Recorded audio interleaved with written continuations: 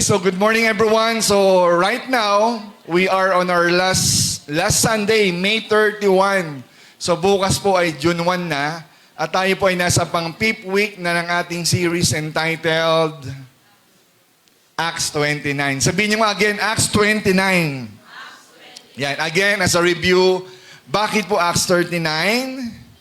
Why? Because we are the present continuation ng Acts or ng Book of Acts sa Bible. So sabi nga natin, yung series po na yan, this is what we call the unfinished story. Why? Bakit po siya unfinished? Kasi yung Acts 28, hanggang Acts 28 lang po yung nasa Bible po natin, parang bitin, walang ending. That's why, as a church, the Book of Acts talks about the church, the early church. Pero still, meron pa rin church ngayon at tayo yung present church. And we are the Acts 29.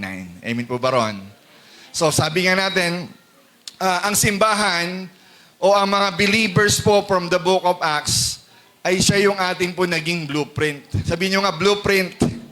Diba? Kumbaga sa mapa, kumbaga sa drawing, siya yung ating pong tinitignan as example. So kung ano pong naranasan nila, kung anong meron sila, kung ano yung nagawa po o na kaya nilang gawin, ay the same thing. Pwede rin natin magawa, pwede rin nating makaya because we have the same Holy Spirit. Amen po ba ron?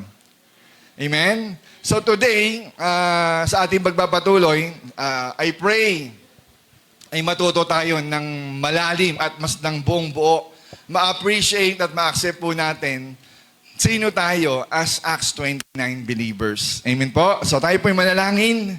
Ama namin Diyos, maraming salamat Ama sa umagang ito. Lord, thank you so much. Thank you God at kami po ay muli ay makikinig at mag-aaral ng salita. Salamat Panginoon dahil meron na po kaming kuryente at kami po Panginoon ay kahit papano ay makakarinig Panginoon ng iyong salita ng malinaw at Panginoon yung aming pong sound system ay buo po. Father God, thank you so much. At hayaan mo, Lord, Panginoon, I pray na ma-bless po ang bawat isa sa iyong salita. Ikaw po ang manguna, ikaw ang mag-guide po sa amin. Sa pangalan ni Jesus, lahat tayo magsabi ng Amen. Yan, sige po.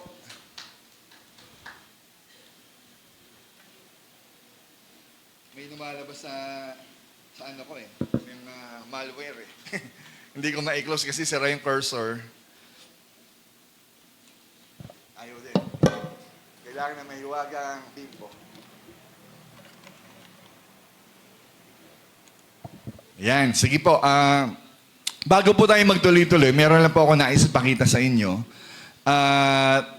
Gusto ko rin malaman kung ito po ba inyong na-experience or kung hindi man na-experience, baka pamilyar po kayo sa mga larawang ito. Number 1 is, yan. Sino nakakita niya? Pastor, ano yan? Diba? Yung mga millennials natin, ano yan? Telescope? Diba? Ang Kodak po is a camera, the same thing, brand po yan ng isang film. Diba? Ang mga cellphone kasi natin, o yung mga camera ngayon, wala nang mga film. Diba? So, rampant po yan. Mabilis tayong mag-post sa social media. Pero ito po, bago mo makita ang larawan, dadaan po siya sa film, which is what we call yung negative.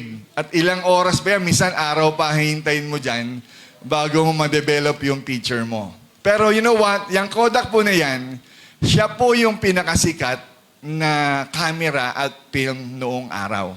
Tama? Yung mga kasabayan ko, alam yan. Diba? Yung negative pa lang, natutuwa na tayo. Uy, ako yun, di ba? Kahit negative pa lang siya na parang x-ray lang po yun. Parang ultrasound ang picture mo. Ayan po yan. And next is, yan. Sinong pamilyar sa inyo na nakita na ang Video City? Maaring ibang kapatiran natin, alam ko, ay dyan nagtrabaho. Actually, bilib na bilib ako dyan. Isa po yan sa favorite shop na pinupuntahan ko. Bakit? Kasi nandiyan yung favorite kong mga martial artists, mga cartoons. Kasi lahat ng movie noong araw, minsan kakabalabas sa sine, pero nag-uunahan kami kapag araw yata ng Thursday ba to? Thursday? Friday, di ba? Nag-uunahan kasi meron doon gusto mo na mapanood yung kalalabas lang sa sinihan. Di ba? Mahal pa ang bayad sa VHS. Actually sa, anong tawag doon? Nakalimutan ko na. May Betamax pa ba? VHS ba yun? Tama, VHS, no? Tapos BCD, DVD, o mga ongoing na ano na. Diyan po umaarkila. Meron pa nga yung tinatawag na membership card. Hindi ka makaka-rent kung hindi ka magbabayad ng 100 pesos as membership card mo. But today, wala na po yan. At ang pumalit po dyan, Netflix. Tama? Sa Netflix pa lang, libre mo na mapapanood kung may TV kang naka-download ang Netflix mo. Another thing is this picture is, at po yung pinakasikat na cellphone dati. Anong tawag dyan? 3210. Diba? Ayan ang pambansang cellphone. Pangmayaman lang po yan. Diba? Kasi dati ang mga tao walang cellphone. Pero nung sumikat po yan, walang taong walang ganyan. Diba? Talagang pabilisan mag-type. 1, 2, 3, letter A yan. Diba? Talagang kahit nakapikit, matatype mo yan eh. Kahit di mo tinitignan eh. Dahil sa pindot lang. Ayan po yan. Wala pa po yung mga internet. Si brother, meron pa. Buhay pa. Grabe ha. Buhay pa pala yan. Diba? Yung camera niya, grabe, unique talaga. So, sikat po yan. Ayan po ay brand ng Nokia. Sila po ang pinakasikat sa cellphone na dati. Ayan po, talagang iba yan. Kahit bumagsak ng ilang beses yan, masagasaan pa ng truck yan, buhay pa yan. Ganyang katibay po ang cellphone na yan. And lastly, if you are familiar with this place, sinong makakakilala dyan? Yan. Alam niyo po, ayan ang pambansang market, pambansang sale. Kung pababaan ng presyo, di ba, wala pang Alphamart, wala pang O-Save o ano man, dali-dali, yan ang sikat. Sa mga mall, pag meron yan, nag-uunahan ang tao dyan. Kasi pababaan po yan ng discount. Uni-wide sales. Pero right now, wala na tayong makikitang ganyan. At yung pinakita ko kanina, I don't know kung meron pa. I think Nokia meron pa. Pero sila po ay nahuhuli na sa antas or innovation ng cellphone or anumang gadget. May kausap pa ba ako? So, ano po ang common denominator ng mga pinakita ko? Common denominator is lahat po sila ay sikat. Dati. Pero ngayon, wala na or napag-iwanan na. Biro mo, napansinin natin. Sila po yung sikat dati, pero ngayon ay laos na or tapos na. Amen po ba? Dahil sa kanilang katanyagan po dati, akala natin hindi na po sila matitibag. Tama? Minsan yung Senado nga, pwede nang matibag eh. Konti na lang, di ba? Why? Because they become too relaxed. Naging relax sila kasi kampante sila, we are the best. Kami ang talagang tinitingala at pinupuntahan ng mga tao. Akala nila sila na yung nasa peak. Sila na yung sobrang galing at kailanman ay hindi na sila malalampasan ng iba. Diba? They forgot to innovate. Nakalimutan nila mag-improve. Nakalimutan nila mag-aral pa, pagandahin pa. And what else? They forgot to pass the torch to the next generation.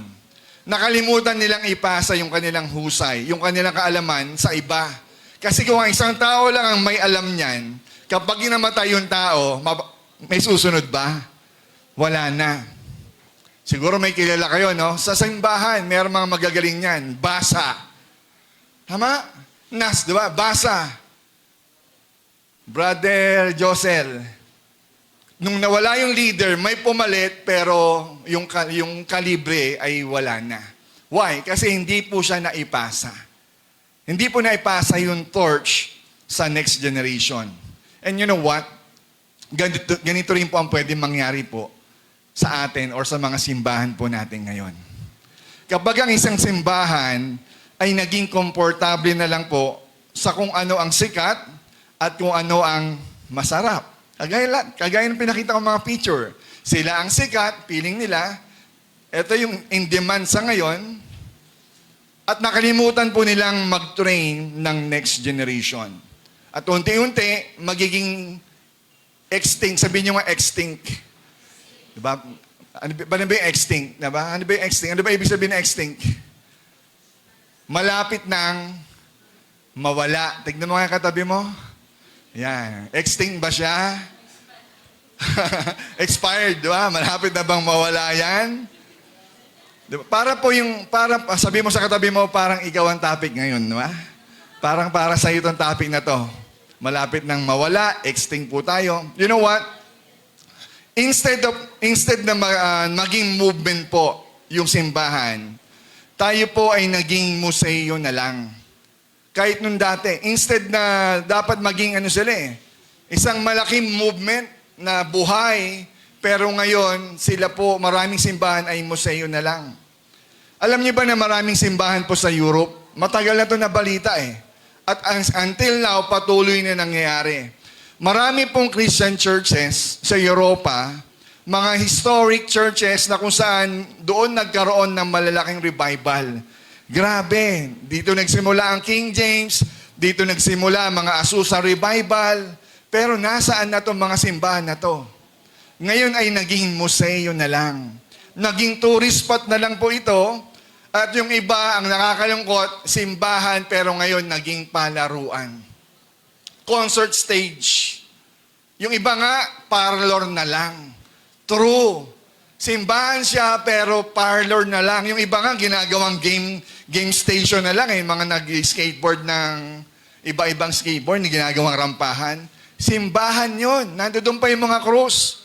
Pero palaruan na lang. Why? Because those churches forgot to pass the torch. Sabi mo sa katabi mo, pass the torch. Yan. And this morning, as I end our series ng Acts 29, dapat maintindihan natin, as a church, as Acts 29 believers and church, we must pass the torch. Dapat marunong po tayong magpasa po ng ating pong sulo or apoy sa ating pong mga kasama. Amen po ba ron? Paki-high five mo nga yung sa katabi mo, sabihin mo, pasa mo. Come on, high five po, paki-appear. Ano high five? Paki-pasa. Yan. Mahalaga po marunong tayong magpasa. Kasi minsan, dahil hindi ka marunong magpasa, madalas sila yung natatalo. Tama ba? Kasi nagjaling-jalingan ka eh. Libre na yung kasama mo, hindi mo pa ipinasa yung bola. That's why, talo. May kausap. You know what? In business world, ang tawag po nila rito ay sabihin nyo nga, succession. Yan, parang yung tao na yon, ang tawag ay successor. Tama? Anong ibig sabihin ng succession, pastor? Hindi po ito yung kapag sumakses ka, success yun, hindi po yun. Diba? Kapag ito yung naipasa mo yung kayong talento, naipasa mo yung iyong galing, either sa anuman institution, sa businessman, succession po ang tawag doon. Naipapasa. Are you with me? Sa business world po yan ha. But in God's kingdom, ang tawag po natin dito ay simply discipleship. Sabihin nyo nga, discipleship. Tignan nyo, pansinin nyo po yung wordings. Akala natin ganun lang kasimple. Yung succession pala in the business world, sa atin po bilang simbahan, ito po yung pinapractice po nating discipleship. Hindi po tayo magiging effective na magkakaroon ng successor kung wala po tayong matino at talagang naganap po natin yung salitang discipleship. Kasi hindi natin napasa yung torch ng tama. Are you with me? So discipleship, and if we as a Christian, if we as a church, stop making disciple, nag-stop na tayo sa bagla-life groups, actually, we are now a dying church. May kausap ba ako? Kapag tayo pa huminto na sa pagdidisipulo na sinasabi ni Jesucristo, kapag tayo ay huminto na sa pag-meet one-on-one sa ating mga life groups, we are now dying. Akala natin, porket umaatin tayo ng church, we are alive. But if we are not making disciples, the church is dying. Gusto ba natin mawala yung ating simbahan? Hindi ba't ayaw natin? Gusto ba natin huminto yung nasimulan ng ating pong founder, ng ating late pastor, yung pagpapakahirap niya?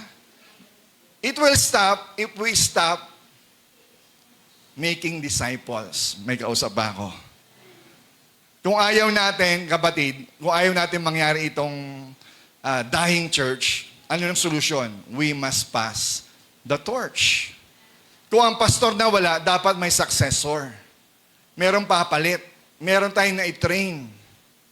May kausap. Ganon din sa ating mga simbahan. Dapat nagtitrain tayo ng leaders, di ba? Maging successor po natin. Kaya nga, matinding hamon po sa ating kapatid. Medyo seryoso po ako ngayon, no? So be it. Tanggapin po natin ang mensahe na ito. Maging hamon po lahat sa atin. Kasi kung di po tayo magiging seryoso, all of us will die. Kasi we are the church. Kung hindi po natin gagawin ito, all of us will die. Kaya ngayong question, yung challenge po sa atin, are we building a museum or are we building a movement? Kasi kung museo lang, marami kasi gusto kong magkaroon ng museo. Gagayahin ko si, pangalan yung malaki boses, yung kamukha ni ano, yung may bigote na maputi, may malaking kwintas. Pangalan nun? Nakalimutan ko, pangalan? Help me. Boss, yan, si Boss. Boss T. Di ba? Nagagawa ng museo. Gusto niyo ba ang simbahan natin ay museo na lang?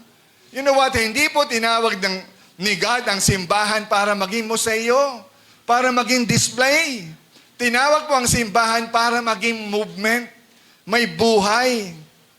Kasi ang simbahan po sa Book of Acts, they are not building museum, but they are a movement. May espiritu na buhay yung kumikilos yun. Hindi yung nag-i-stay sa isang lugar. Tignan nyo kami, display lang kami, ang gagaling namin, ang babanal namin. Hindi po ganun. Are you with me? Sa totoo lang, isang henerasyon lang ang kailangan magiging museo na po ang Sogsim Church. Again, isang henerasyon lang ang kailangan, all of us will be a museum. Isang henerasyon lang ng tamad na simbahan. Isang henerasyon lang ng mga tampuhin na membro. Isang henerasyon lang na ang interest nila ay pansarili lang. Sigurado po, burado agad ang Sogsim Church. Just one generation. Totoo po yun. Nakakalimutan na, nagiging practice na. And now, anong transition ba ang ginawa ng early church para maipasa nila yung torch sa ibang may kausap? Anong transition? Ngayon, magbibigay lang po ako ng 3. Ilan? 3. So, ready po tayo. Paano naging Acts 29? Paano nagkaroon ng transition yung passing the torch? This is number 1. The first transition is from addition to multiplication. So let's read from 2 Timothy chapter 2 verse 2. Ito po, no? Actually, this is the verse of our Hikanos Bible School. Basahin po natin. Sabi po ni Pablo kay Timothy, what you have heard from me in the presence of many witnesses, entrust to faithful men who will be able to teach others also.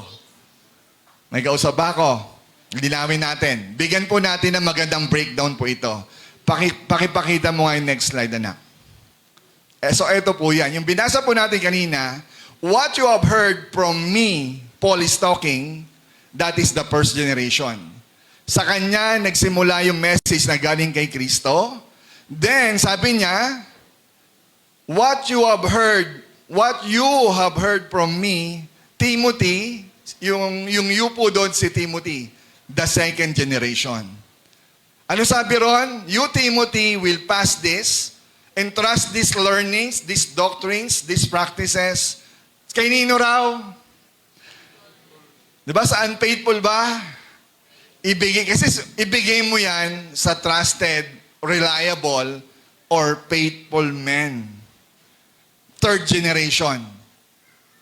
Si pastor, ibibigay sa kanyang disciple, yung disciple niya, maghahanap ng mga faithful leaders, faithful members, who will be able to teach others also. Disciple making other disciples. The future harvest is what we call the fourth generation. Naintindihan? So, ayun po yung ibig sabihin po na sinasabi ni Pablo, yung pagpassing the torch. Hindi pagpasa sa kanya, tapos na. Pagpasa sa iyo, hindi natapos, born again na ako, nag-encounter na ako, ligtas na ako, I'm waiting for your Lord, dumating ka na. Nasaan ang passing the torch doon? Nasunod ba yung sinasabi ng 2 Timothy chapter 2, verse 2? Or nanatili tayong stagnant, naghihintay sa kawalan?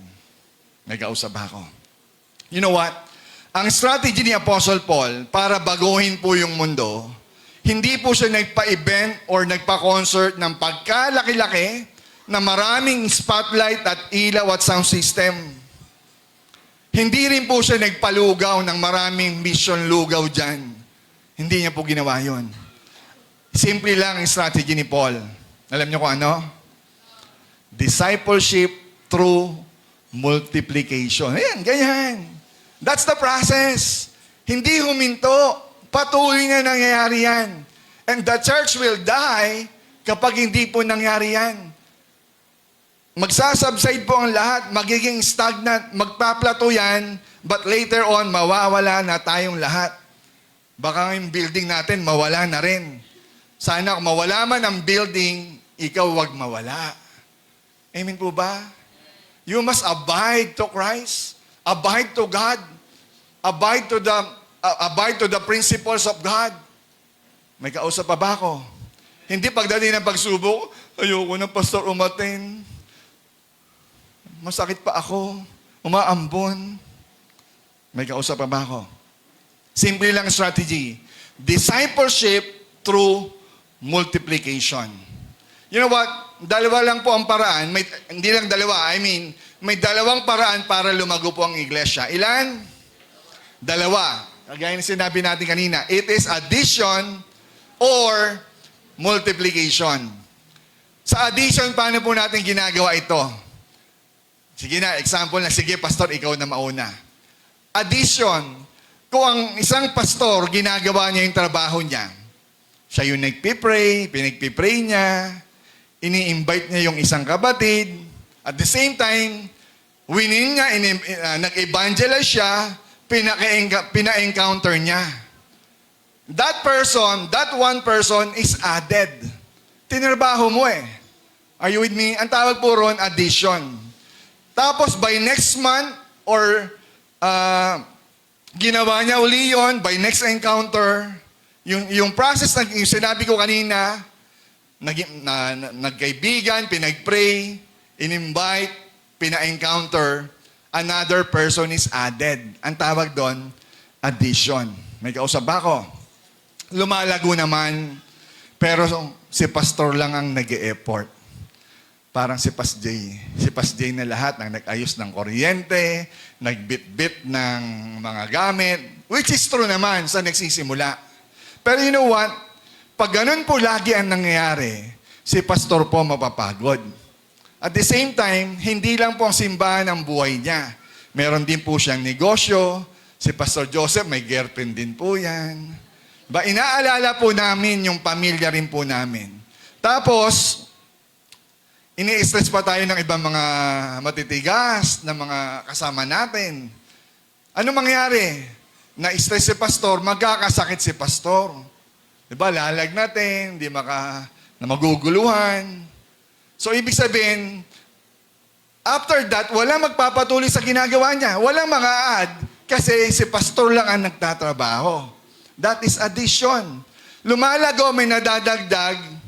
I don't know kung lumalago ba yon, may nadadagdag, pero ang growth ang bagal. Kasi addition eh. Pero hindi po addition ang design for the church. Kung makikita nyo ang Acts, the book of Acts, they are increasing in number not by addition but by multiplication. na sana yun ang nagagawa. That is the calling and design of the church. Pero kung oobserbahan natin ang sarili natin, huwag yung tignan ng iba. Tignan nyo sarili mo. Are you part of the multiplication? Kapag ang isang Kristiyano, ordinaryong Kristiyano, ay nag-train ng 3. Ilan? 3 lang. 3 lang muna. Huwag na muna tayo mag-G12, G12. 3 lang sa kada isang Kristiyano. At yung 3 na yon, sooner or later, magtuturo rin ng tigi-tigi sa, or I mean 3 rin. May kausap ako. So, ibig sabihin, 3 times 3 equals 9. That's process of multiplication. Hindi addition na isa lang ang nag-e-effort. But kung lahat ay nag-e-effort, it's multiplication. Sa totoo lang, kahit hindi kayo pastor, if you're doing multiplication, dinaig pa natin si pastor. Amen po ba ron? Ilan po tayong lahat sa church? In official count tayo ay nasa 100. Absent pa yung iba. Marami pang uma-absent. If we multiply ourselves by next year. Kung 100 tayo, we multiply ourselves by 2 or by next encounter na lang. Kasi ilan ba encounter natin kada taon? Dati 3, binawasan natin, ginawa na lang natin 2.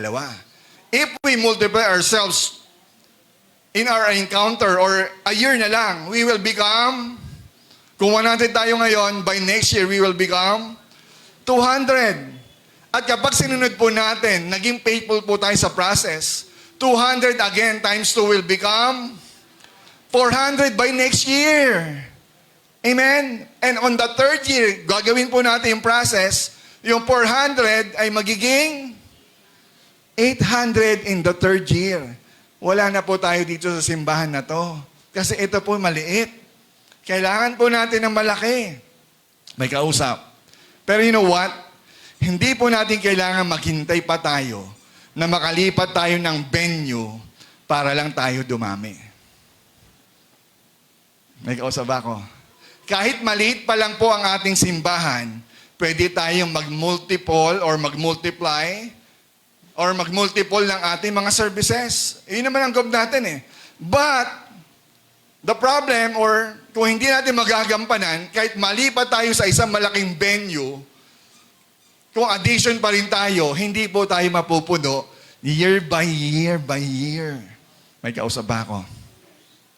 That's why I quote, a true measures of a church success is not in its seating capacity. Wow, 200 capacity. Hindi po doon. But it is its sending capacity. Nagigits niyo po ba ako? Maluwag nga yung venue, pero hindi naman tayo caught ng vision. Hindi naman tayo in act of our mission. You know what? Wala rin. And suddenly, hindi natin namamalayan, umaattend tayo, but we are dying. May tinatamaan ba rito? Wala. Ba? Kung tamaan po tayo, yeah, Lord, para sa akin yan. May kausap ba ako? Church, I pray that by this year, makalipat man tayo o hindi, pero I believe lilipat po tayo. Hindi po tayo matatapos ng taon na nandito tayo. As early as possible, pero sana sa paglipat natin ngayon, huwag natin hintayin. First point pa lang po tayo. We must be caught by the vision. Amen po ba? Doon tayo, we are called to be multiplying church. Because a true measure of a church success is not its seating capacity, but its sending capacity. May nagsisend ba? May nagtransition ba?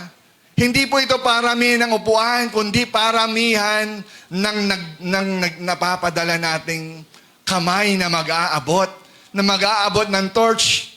Kasi kung si pastor lang mag-aabot, mapapagod ang mga pastor po natin. Lagi na lang si pastor, lagi na lang si pastor. We as a church, we must pass the torch. Amen po ba ron? Second transition. From comfort zone to sending zone. Sabihin nyo nga, sending. Yan. So from comfort zone pupunta po tayo doon sa sending zone. As we look from Acts chapter 13, maiksi lang, verse 1 to 3, sabi po rito, sundan lang po natin yung kwento, 1 to 3 lang. Now there were in the church at Antioch prophets and teachers, Barnabas, Simeon, who was called Niger ba to? Niger, Lucius of Cyrene, Manaen, a lifelong friend of Herod, the Tetrarch, and Saul. Verse 2, while they were worshiping the Lord and fasting, sumasamba sila at nagpa-fasting. Tayo ba'y nagpa-fasting pa? Or pas-eating na lang? Ang sabi po dyan, the Holy Spirit said, ang Holy Spirit pa ba ay nangungusap sa atin? Ano sabi ng Holy Spirit? Set apart Barnabas and Saul for the work to which I have called them. Pwede ba? Church, sabi ng Holy Spirit, dinidikta sa atin, tawagin mo tong kapatid na to. Tawagin mo tong kapatid na to. Set them apart sa trabaho na gustong ipagawa ni Lord. Verse 3, ano sabi dyan? Then after prayer and fasting, they laid their hands on them and sent them. Pinatuhan ng kamay, pinalalangin, at pinahayo. Humayo kayo. Go! Sabi mo nga, go! Ang hina. Go! Yan, sana. Tamaan tayo. Go! Yan po ang hinahanap sa atin ng banal na Espiritu. So ano nakita po natin dito? You know what? From the verses from 1 to 3, Church of Antioch, the first church in the Bible. The Church of Antioch, the church at Antioch, sila po ay thriving. Sila po ay beautiful, sila po ay growing, sila po ay mega church. Malaking simbahan na po ang Antioch. At ang mga leaders po nila ay ang gagaling. Katulad ni Barnabas, ni Pablo, magaganda ang kanilang mga worship, ang kanilang instrument, buhay na buhay ang kanilang panalangin, at napaka-influential nilang tao. Sila Pablo at si Barnabas. Kaya kung tatanungin po tayo ngayon, o halimbawa sila, kung meron man silang mga elders or group of pastors, o yung simbahan po doon, siguro malamang sasabihin nila, mga kapatid, dito po sa Central, wag po natin pakawalan si Pablo at Barnabas. Bakit? Kasi ang lakas po nilang umatak ng mga kabataan. Di ba? Ang lakas nilang mag-impluensya kapag sila nagsalita, maraming sumusunod. Eh pag pinaalis po natin yan, bababa po yung attendance natin. Ganun po ba yung sinabi nila? Ganun po ba yung ginawa ng early church? But if we look on verse 2 and 3, ano sabi dyan? The church set apart Paul and Barnabas. Saul po yan, no? Actually si Saul, si Pablo na po yan ngayon. Saul and Barnabas, at ang sabi dyan, they sent them up. Pinadala nila. Humayo sila. So ano nakita natin dito? Handa silang ipamigay yung kanilang magagaling na leaders para lang sa misyon. Actually, si Pastor Joseph, disciple ko po ito eh. Alaga ko po ito, tinuruan ko po itong mag-pray, magpatawa, kaya hindi niya nakuha. Diba?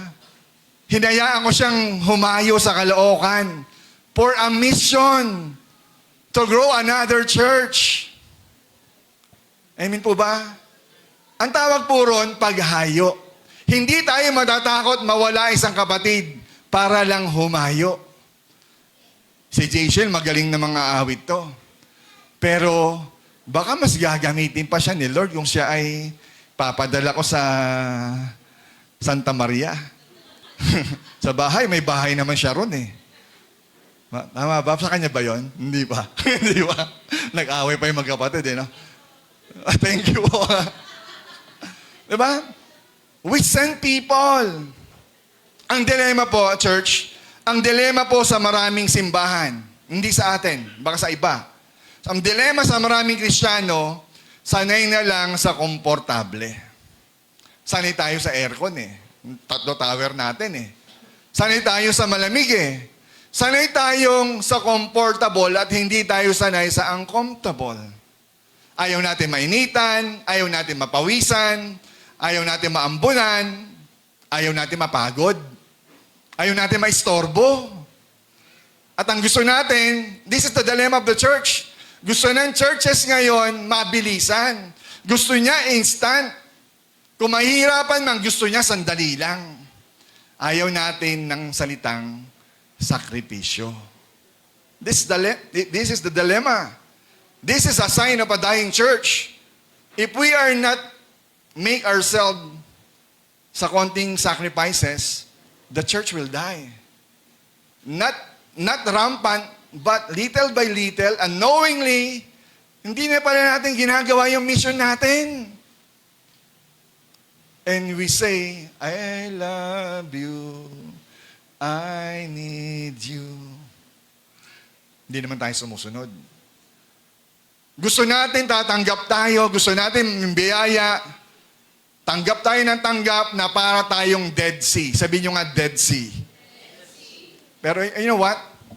Anong kaibahan ng Dead Sea sa Sea of Galilee? Magkabilang ilog lang yan. At yung dagat na yan, dinadaanan ng isang ilog, the Jordan River. Ang Jordan River ang nagsusupply sa kanila. Pero bakit magkaiba ng resulta? Why? You know why? Kasi ang Sea of Galilee, may pumapasok na tubig, pero may nilalabasan din. Tama? May pumasok sa Sea of Galilee, pero yung Sea of Galilee, meron siyang ibinibigay pa na sa mga kanal, sa mga ditches, sa mga sapa. Dinadaanan niya. Hindi yan nananatiling yung biyaya sa kanya. That's the Sea of Galilee. Kaya nga doon sa Sea of Galilee, buhay na buhay ang isda. Doon nakakuha ng maraming isda ang ating Panginoon, ang mga disciple. Why? Because sa Sea of Galilee, buhay na buhay ang mga isda rito. Dahil sariwa ang tubig na umaagos sa Kanya. Pero ang Dead Sea, again sabihin nyo nga, Dead Sea. Salo lang siya ng salo. Salo lang siya ng sayo ng biyaya. Salo lang siya ng sayo ng tubig sa ilog Jordan. Pero wala siyang nilalabasan. Puro input, pero walang outflow. Tanggap ng tanggap, pakinig ng pakinig kay pastor, pero walang inilalabas na effort at pawis sa napakikinggan niya. Anong nangyayari sa tubig na yon? Stagnant. Walang kagalaw-galaw. Napakaalat, nakalutang ka lang, relax. Dead Sea. Subukan niyo maligo dyan. Lulutang kayo parang patay na isda. Kahit magpakalunod ka, ilulutang ka niyan. Why? Because that sea is dead. At ang Kristiyano ganun din. Akala mo, porkit nakalutang ka, buhay ka, but you are dying. Why? Because maraming Kristiyano naka-floating, but they are stagnant ng spiritual life na para tayong mga Dead Sea. Salo ng sermon, attend tayo ng mga seminar, walang masama. Nakikinig tayo ng maraming podcast or YouTube sa ibang mga pastors, sa social media. Salula tayo ng salo, pero hanggat walang outflow, mamamatay ka. Hindi mo pinapase. Ganon din yung tumatanggap ng blessing. Tumanggap ka ng blessing, akin to, pero hindi dumadaloy ang blessing. Ang blessing mo ba, lagi ka na lang nag-aabang, sana meron, sana may biyaya, sana may ayuda. Ang tanong, yung blessing mo ba, dumadaloy sa iba or lahat ay sa'yo lang? Kasi kung lahat ay laging sa'yo lang, hindi niyo ba napapansin, ba't hindi na dumadaloy? Kasi sa'yo lang. Sana kasama ang Diyos sa purpose na yon. May kausap pa ba ako? Anong lesson po natin, church? Lesson, a successful church is a sending church. Kapag tayo tumanggap, huwag lang natin sarilinin. Kailangan mong ibigay at i-share sa iba. Kung nakapakinig ka ng mabuting balita, na-bless ka, nakakatuwa, i-share mo yan. Malapit na po encounter natin. Pero I asked a report, Pastora Tina, ilan na po ang delegates po natin kung sa June po natin gaganapin ang ating encounter? Ilang buwan nang nakalipas, di ba may encounter tayo? That's why I advise, Pastora, baka pwede nating adjust, baka kailangan mo na mag-preach ni Pastor, para ibalik lang. Kasi kung mag-encounter lang tayo, may event, pero 4, 3, cancel po natin ang encounter. Ganoon din sa ibang simbahan po natin. Why? Baka naging busy tayo sa program. Naging busy tayo sa marami activity. Nakalimutan natin yung multiplication. Nakalimutan natin yung sending zone kasi nandun tayo sa comfort zone. That's why si God probably tinuturuan tayo, ilagay tayo sa comfortable zone. Kasi yung simbahan dati, komportable sila eh. Ang laki nila eh. Mega church sila eh. Pero you know what? God intervened. Sige, anong ginawa ni Lord? Nagpadala ng persecution. Pinahirapan yung mga naglilingkod sa simbahan. Huliin nyo yan. Huliin nyo yan. Patayin nyo yan. Nung nangyari yon, ano nangyari sa kanila? Nangalat. At nung nangalat sila, naging PPB sila, mas lalo silang tumapang. Nakita ko nga, wala tayong ilaw dito. Nakita ko mas lalo nagpuri yung mga walang mga pamaypay, yung walang electric pan. Mas nakita yung papuri, hindi dahil sumasabay lang sa musika. Ang sarap ng music, pero kumakanta ka ba? Hindi po tayo viewers. Hindi po tayo nanonood ng sine. Tayo po ay parte ng theater. Dapat lahat tayo umaawit, pumapalakpak, hindi nag-o-observe. May kausap.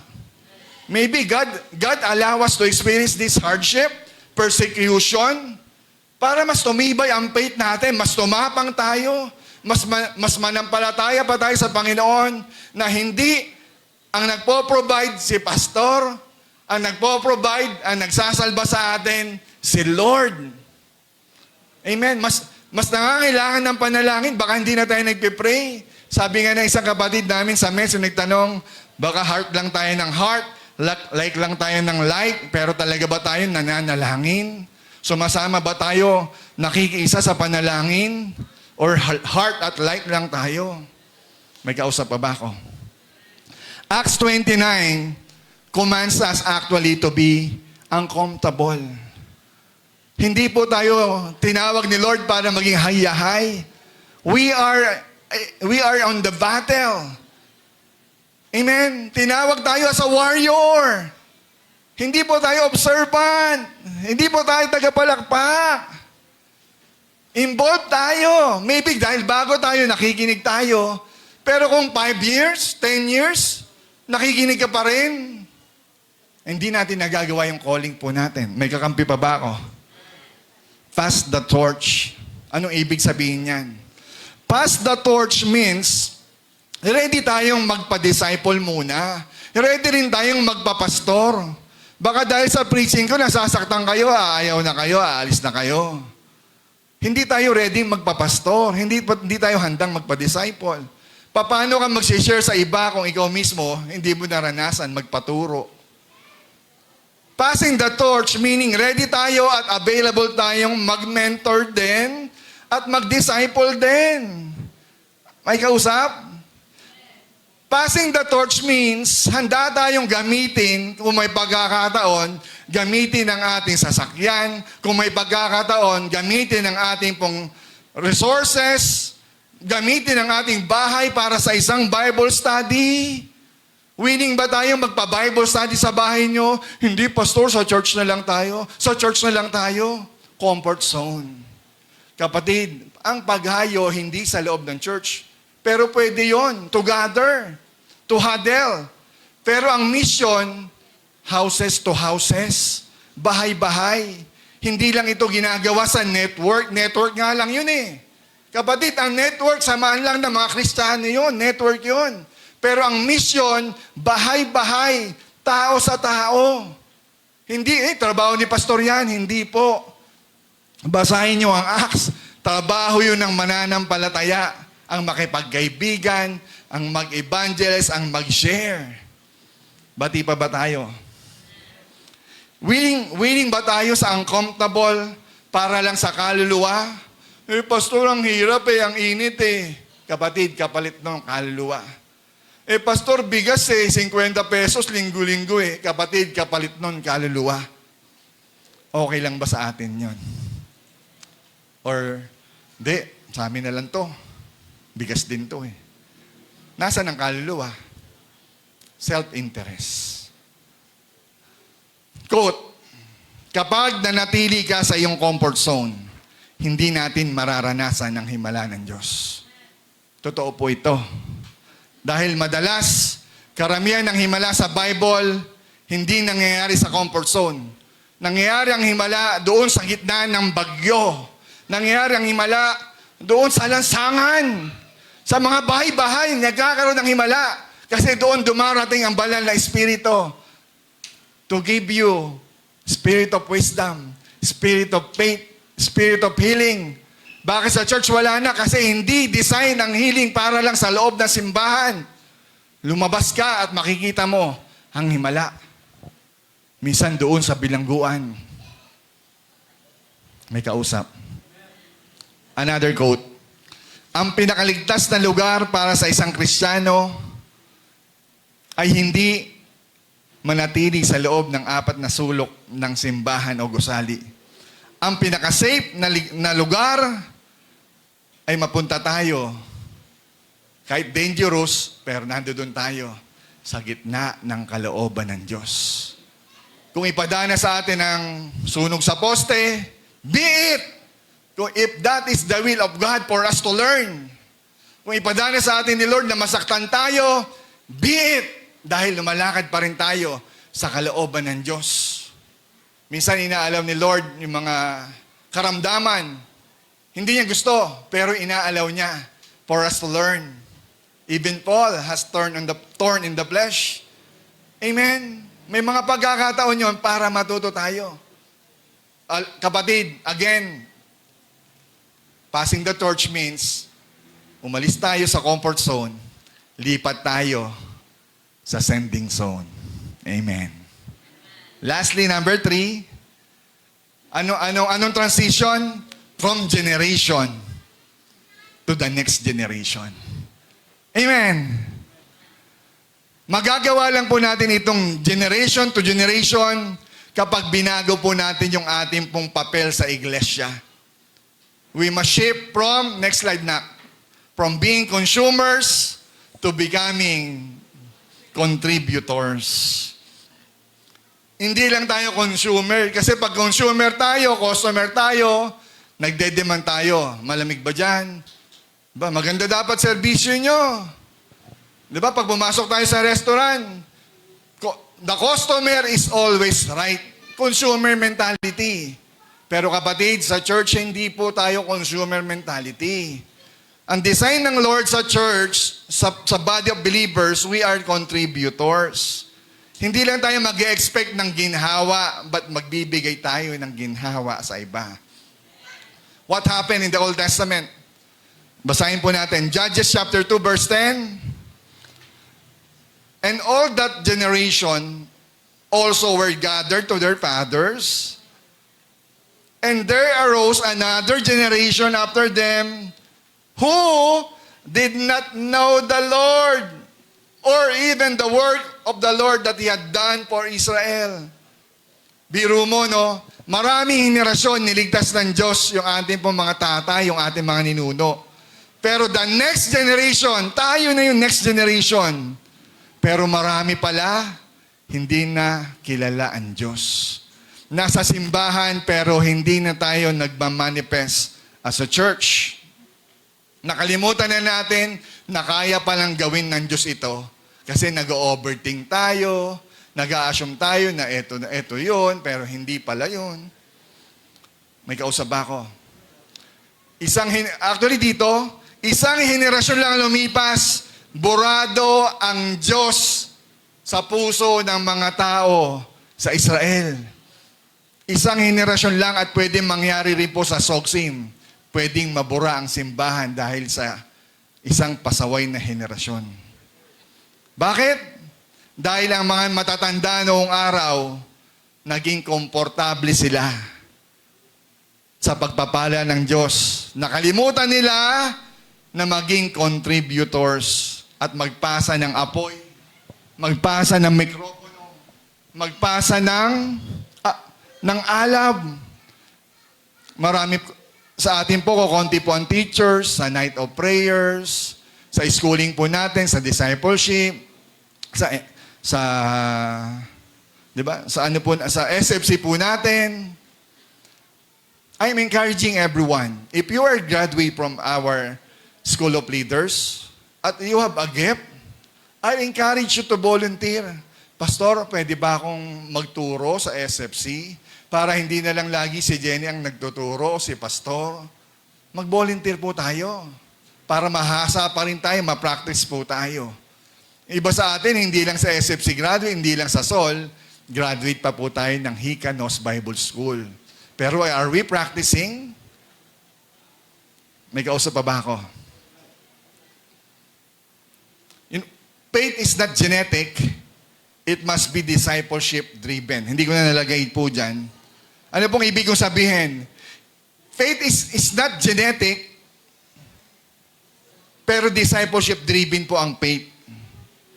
Anong ibig kong sabihin? Hindi dahil Kristiyano ka, ay automatic, ligtas na ang anak mo. May kausap ba ako? Hindi porkit si tatay, si nanay, born again, yung anak niya, tatanggap ng sulo. Paano tatanggap yun kung di mo naman pinasa?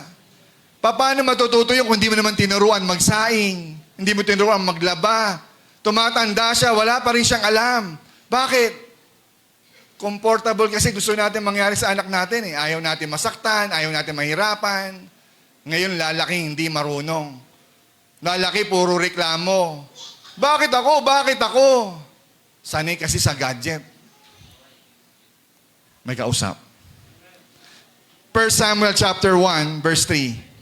Again, now this man used to go up year by year from his city, to worship and to sacrifice to the Lord of hosts in Shiloh, where the two sons of Eli, ilan daw? Yung dalawang anak ni Eli, sino? Si Hophni, saka si Pinehas. At sila pong lahat ay pare. Amen? Mga priest po ito, mga lingkod ng Diyos. Pero after that, isang chapter lang ang pagitan. Ano sabi ng verse 2? Chapter 2, verse 12. Now, the sons of Eli, against Eli, the sons of Eli were worthless men. Bakit? They did not know the Lord. Kapatid, biro mo, no? Binasa natin. Those sons of Eli are priests. How come? How come you become a priest and yet you do not know the Lord? Maraming tao sasabihin Kristiyano, pero ba't hindi mo kilala ang Diyos? Kristiyano, parang ba't hindi nakikita sa galaw mo? Sa kilos natin? Amen? Minsan nakakagulat. No? Pares kayong agila, pero ba't nagsasabong kayo? Ba't nag-aaway kayo? Diba? Hindi kayo manok. Kung agila tayo, agila tayo. Huwag tayong magsabong na parang manok. Na parang hindi tayo Kristiyano. Na parang hindi tayo iisang simbahan. Nakakahiya. May kausap po ba ako? Maraming Pilipino magulang ngayon. Di ba, nagpapakamatay po tayo sa trabaho natin, nagpapakahirap tayo para sa anak natin. Maganda po yon para maitaguyod natin sa eskwelahan. Marami pa mga magulang, kaya mag-abroad, kaya magtiis para lang may pamana ang magandang buhay. Life insurance, bahay at lupa para sa ating mga anak. Walang mali doon. Pero the question is, Kristiyano ka? Anong silbi ng maipamana mo ang lahat sa anak mo? Maipamana mo ang kotse, negosyo, milyong-milyon piso, pero pagharap niya sa pagsubok ng buhay at wala siyang relasyon sa Diyos. Para saan pa yun? May kausap ako. Kung Kristiyano ka. Naintindihan natin kung hindi Kristiyano eh. Pero kung tayo po Kristiyano, kayang-kaya natin isukan lahat para sa anak natin. Pero, quote, we are so busy giving our children what we never had. Sinasabi natin, anak, yung hindi ko nagawa, para sa akin, ibibigay ko sa iyo. Pero, we forgot to give them who we have. Jesus, our Lord. Amen? Kaya nating ibigay yung hindi natin nakamit para sa atin. Pero yung meron tayo, kapatid, ba't hindi mo maprioritize at ituro sa kanila si Kristo? Amen po ba ron? Samahan na po ako ng maganda ba? Sino ba? Maganda nga, si Flor. Salamat po. May natutunan? Kaya naman natin? Kapatid, kung di ko po sasabihin ito sa atin, mamamatay po ang simbahan. We will die silently, stagnantly, unknowingly, we do not know the Lord. Para tayo ng Old Testament, naglilingkod tayo, pero ang layo-layo na pala natin sa Diyos. Kasi we are looking for comfortable lifestyle. At kalimutan natin yung little sacrifices for the Lord. As I end, magbibigay lang po ako ng kwento, maiksi lang. Sino po sa inyo yung athlete? Yung walang athletes po yung athlete lang. Yung mananakbo, yung tumatakbo ako po, athlete po ako eh. Ang tumatakbo po ako ng 200-meter dash, 400-meter dash, 800, 1,200. Yun po ang talagang field ko po sa track and field when I was in high school. Nananalo rin po ako sa field na yun kasi payat po ako eh. Hindi po kagaya ngayon, medyo mabigat na. Dati po payat po ako para po ako si Usain Bolt na matangkad, mahaba ang bias. Mabilis po ako tumakbo. Hindi pa po ako naglalaro ng basketball. Ang unang sport ko po, track and field. Talagang para ako snatcher din po kung tumakbo. So, I just want to share, kung alam niyo po yung tinatawag po natin yung 100-meter dash relay, di ba yung isang oval, as may 4 na tao sa kada kanto nun, meron silang hawak-hawak na baston o kahoy na pag tumakbo sila, kailangan maipasa nila yung baton sa susunod na kakampi nila. You know what? This is a true story in America. Sila po may title record that the fastest 4-man in the world. Fastest Wala makatalo sa kanila. For the record, how many times? But apparently, what happened is nagka-problema. Anong possible problema? Kasi meron tayong tinatawag na 20-meter box. Doon po sa 20-meter box, kailangan tama yung abutan, tama yung speed kasi kung mabagal kang tumakbo. Kasi papalapit pala yung kakampi mo, malayo pa lang, nakatodo yun eh, malayo pa lang dapat tumatakbo ka na at nasa timing. Pero, kung ikaw ay mayabang, possible ganito mangyayari, ba't kayo natalo? Kung hindi mo binitawan yung baton, dahil gusto mo kasi, ikaw ang bida sa dulo. Ikaw ang makita sa camera sa huli. Kasi ang 4x4 relay, this is not a one-man show.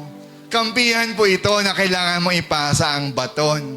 Hindi porket ikaw ang pinakamabilis, kailangan manatili sa iyo ang baton. Kailangan mo ipasa. Or another thing, ba't sila natalo? Dahil hindi handa yung susunod, nasasalo. Nagkausap. Kasi kung hindi handa yung susunod na sasalo, probably mahulog, automatically disqualified po ang mangyari ron. Kahit gaano ka kabilis, kung hindi naman nasalo ng pagsasalunan mo, talo kayo. Church, hawak mo ang beat. Hawak mo yung baton. Diba? Ngayon, ang baton nasa Senado eh. Kapatid, kalimutan na muna natin yung mga politics na yan. Ang daming problema dyan, ang daming biases niyan eh. Wala pong perfect. Pastor, anong stand mo? Ayoko sabihin. Mag-aaway tayo. Totoo lang kasi magkakaiba po ang stand ng bawat Kristiyano.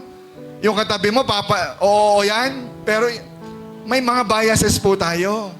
Kapatid, ang biases natin sa Panginoon, para-pares tayo roon. Itabi muna natin to. Intindihin natin yung baton maipasa natin sa kapatid mo, sa anak mo, sa tatay mo. Kung mentor ka, ipasa mo sa disciple mo, o wala na tayong pinagpapasahan ng baton. Tumatanda na po ang church. Tumatanda na rin si pastor. Tumatanda na ibang leader sa atin. But the question is, kontento na ba tayo? Masaya na ba tayo para sa susunod na legacy ng simbahan? Para sa susunod na legacy ng pamilya mo? Ano na naipasa mo sa kanila? Kapatid, darating yung time, iba na mindset niyan, iba na utak niyan. Why? Kasi hindi natin naipasa. Kung puro preaching natin will itch our ears, gusto natin puro walang sakit, pastor, walang sermonan na. Kung puro palakpak ng tenga lang natin na maririnig natin, walang magbabago sa atin. May kausap pa ba ako? Kapatid, tama na. We are not newborn Christians. Tumatanda na ang simbahan. We are going 8 years by October. Pero hindi lang tayo 8 years. May pinanggalingan pa po tayo dati. Kapatid, sundin lang po natin yung mandate ni Lord. From addition to multiplication. Huwag na natin hintayin yung bagong venue. Dito pa lang kung gagawin natin next week, hindi na tayo kasya. Siguro pag di na tayo nagkasya, automatic, nasa ama na tayo. Pag-pray niyo po, kapatid. Bukas po, tama, bukas June 1, kakausapin ko po yung may-ari ng bagong ama. Hindi na siya ama. Hindi na po si Madam Lydia ang may-ari ng banga. Iba na. At doon ko pa lang po siya makikilala. Pag-pray niyo po ako na magkasundo po kami, maayos po ang maging usapan, ang presyo at ang laki. May the favor of God be with us. Ibigay ni Lord this time. Pag binigay po yun, hindi po tayo tatagal. Aalis na po tayo rito. Hindi na po mag-overheat yan. Yung metro natin, mapapalitan po lahat. Amen po, Baron. Pero kapatid, bago yon, sana handa tayo. I-ready ang puso natin. Magpaturo, magpa-mentor, hindi para sa'yo, kundi para sa susunod na henerasyon. Yung mga baby nyo, anak, diba? Susunod yan. Nakakatuwa po kayo. Simula na pagkatin nyo, hindi kayo nawala. Tuloy-tuloy. Hanggang encounter nyo, lalago kayo, ibe-bless kayo ni Lord. Wala pong sumusunod na hindi pinagpapala. Lahat ng sumusunod, pinagpapala po ni Lord yan. Amen po ba? Tayo na po tayong lahat. Let's give back the glory and praises to the Lord. Awitan natin, purihan natin ang Panginoon. Ibalik natin sa Kanya ang mataas na papuri. We are the next in line. We must pass the torch. Kapatid, nasa iyo ang baton. Nasa iyo ang beat.